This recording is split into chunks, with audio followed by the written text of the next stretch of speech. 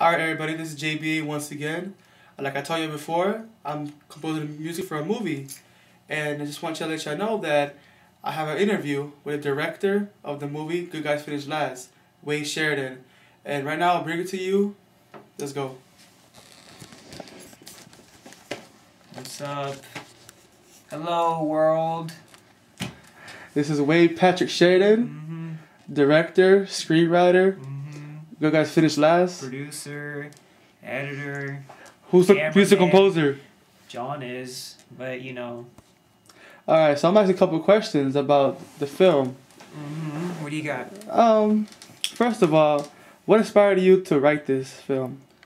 Well, I myself have, as we all have, it's a very, everybody goes through problems, every guy goes through problems with girls and relationships, and just my experiences and experiences I've heard from others and just stuff I've seen, it's all come together to make this movie. But I want to stress that this movie is not based on anything that has actually happened.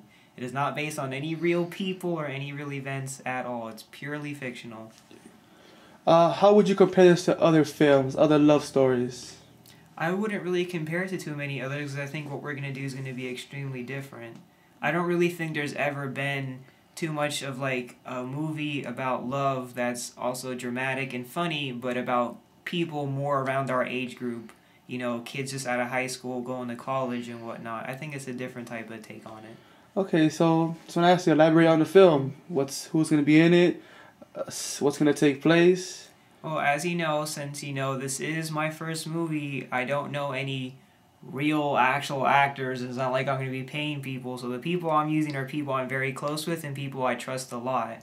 And the way I wrote the movie is I kind of base the characters around how they really act. So I think we are going to get some good performances out there. And I even think a couple people are going to surprise you with their performances. But I'm undecided whether or not I will play the lead in it because, I am using my own name, Wade, for the lead character. I'm not sure if I'm going to do that yet. I might get someone else to do it, but it will be starring Dominique Armenteros.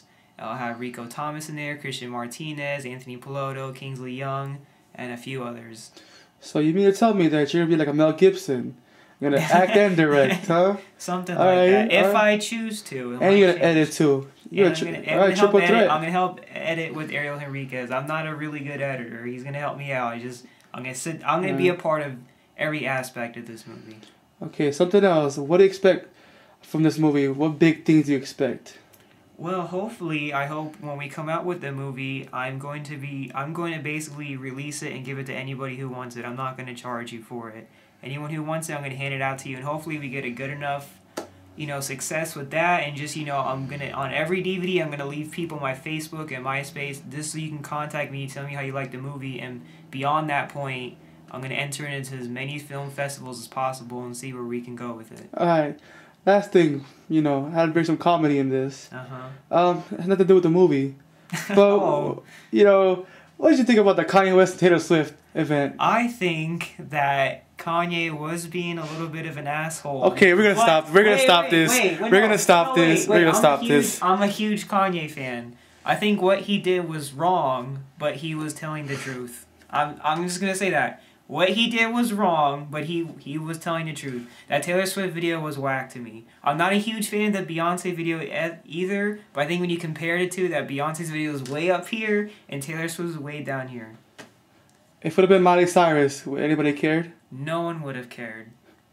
Only Billy Ray Cyrus. And also, I like how Taylor Swift, supposedly the guy she's dating was on stage and he didn't do shit.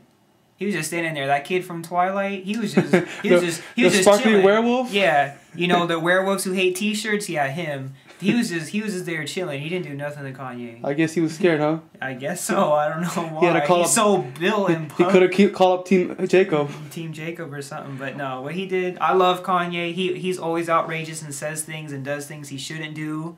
Because, I could sit here all day talk about Kanye, but I'm saying, like, maybe as a person, I might not like him or like what he does, but his music is absolutely amazing, and that's what I love about him. Alright, we're going to extend this a little bit more. Okay.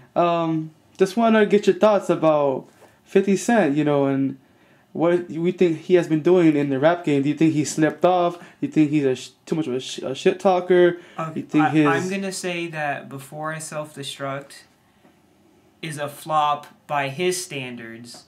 By hip-hop in 2009 standards, is not that bad. By him, yes, because 50 has never put out an album that has not gone, over 2 times platinum. It's never happened.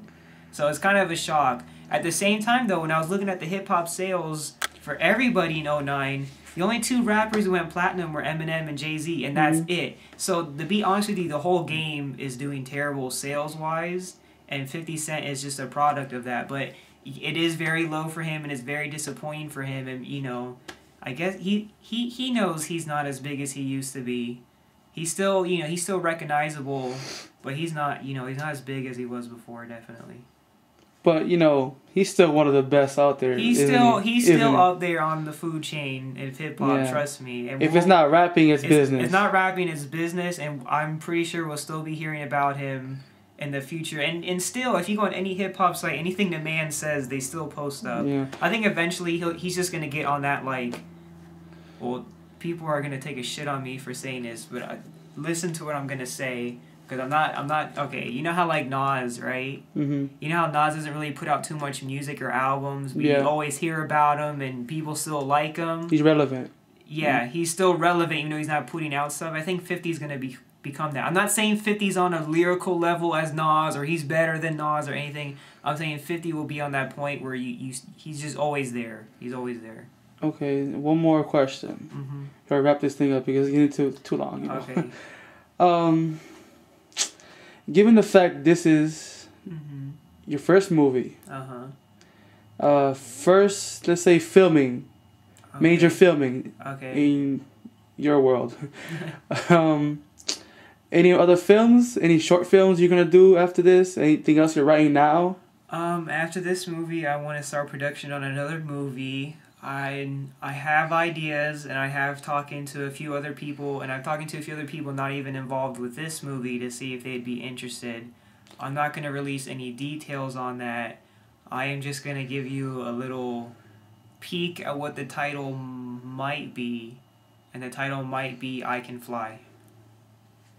Okay. That's it. All right. Well, just let everybody know. Let everybody know. Who's your music composer? John Michael, how do you say Alvarado? Boquin. Why was I saying that? You can't forget Boquin. Come on, I know you for a long time. You can't forget that. I forgot the Boquin. Okay, let's take 2. Okay, take 2. Okay, John Alvarado. No. Okay, John Michael Boquin. All right. JMB. JBA. JBA. JMB's 6th grade. All right, so we're gonna wrap this up. Like y'all know, Wade Sheridan, JBA, signing off.